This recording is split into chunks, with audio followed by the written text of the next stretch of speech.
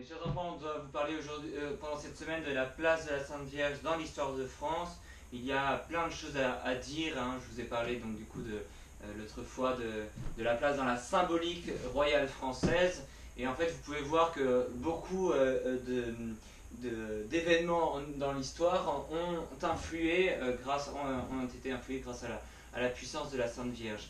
Vous en avez beaucoup dans Notre-Dame, qui est Notre-Dame de la Victoire, Reine des batailles, on la voit, elle est invoquée presque partout. Ce qui est touchant, vous voyez, mes enfants, c'est que Notre-Dame, si elle est touchée par la France, c'est qu'elle a été aussi touchée par ses serviteurs. Et vous voyez, souvent, le roi de France fut un pèlerin humble de la Sainte Vierge. On le voit à de nombreuses reprises. Et vous voyez, la notion de pèlerinage était importante. Nos chrétiens d'autrefois étaient des pèlerins dans leur cœur. Ils n'avaient pas la possibilité, vous savez, de voyager, de regarder des films ou des documentaires sur ce qui se passait à l'autre bout du monde. Alors du coup, ils devaient voir avec leurs propres yeux. Parfois, ils voyaient des enluminures, ils voyaient des dessins, mais quand on leur parlait d'un grand sanctuaire, d'un endroit important, de Rome, de Jérusalem, on leur parlait de ces sanctuaires, et bien vous savez, ils avaient l'envie d'aller les voir, tout simplement. Et donc du coup, ils prenaient leur courage à deux mains et puis ils y allaient. Alors ça pouvait être très long et très difficile, mais on voit dans tout le Moyen-Âge et dans tout l'Ancien Régime, on trouve beaucoup de pèlerins sur les routes. Donc il y a notamment les routes de Compostelle qui sont encore connues aujourd'hui, mais les routes du Saint-Michel. Et en fait, mes chers enfants, le pèlerinage fait partie de la foi chrétienne de manière très importante. Et la place de Notre-Dame, les sanctuaires de Notre-Dame sont très importants, surtout en France. Ça se voit avec des grands sanctuaires, notamment comme celui de Notre-Dame de Rocamadour, qui fut un des plus grands sanctuaires, mais on le voit aussi derrière la présence de toutes ces grandes cathédrales. Notre-Dame des cathédrales, comme on l'invoque, vous voyez, eh bien c'était des lieux de sanctuaire. Souvent, il y avait une relique insigne, mais elle était toujours sous la couverture de la Sainte Vierge. Et donc, du coup, là, nous, on a à Valenciennes donc un sanctuaire aussi avec le cordon de la Sainte Vierge. Mais dans toutes les villes, dans toutes les grandes villes, dans tous les évêchés, il y avait une église qui était souvent cathédrale. Et quand cette cathédrale était grande et belle, bien souvent, elle était belle de la beauté de Marie.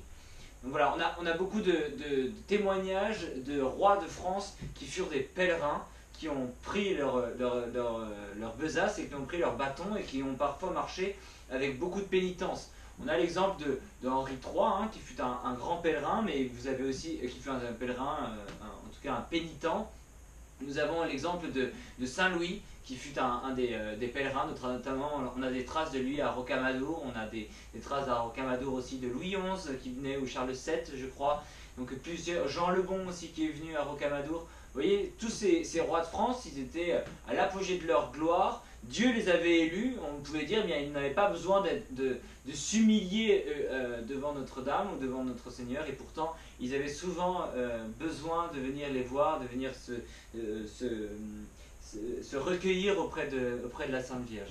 Vous voyez, toute notre histoire de France, elle vient aussi de la piété de nos rois de France, qui ont eu des défauts, parce qu'il n'y a pas d'humain qui n'a pas de défauts, ça c'est sûr, mais au moins, vous voyez, ils se sont rattrapés par cette belle dévotion à la Sainte Vierge. Et souvent, cette dévotion a été très humble, et notamment la dévotion humble qu'on voit, c'est celle du pèlerin qui est capable eh bien, de subir tous ces trajets qui peuvent être longs et pénibles, mais pour aller se recueillir auprès de la Sainte Vierge. Donc nous aussi, on doit avoir une vraie dévotion envers tous ces endroits-là. On vous a parlé des endroits d'apparition, on vous a parlé de l'importance de la Sainte Vierge dans notre histoire, on vous a parlé de Rocamadour aujourd'hui, mais il y en a bien d'autres. On vous a parlé aussi du sanctuaire